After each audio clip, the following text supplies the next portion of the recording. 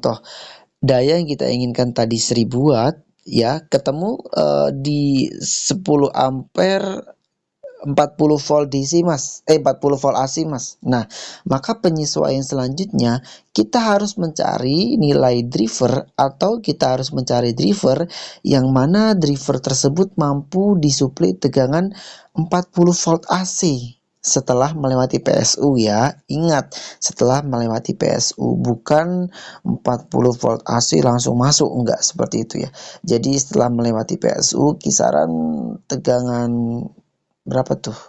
40 dibagi 0,8. Anggaplah kisaran 52 volt DC ya.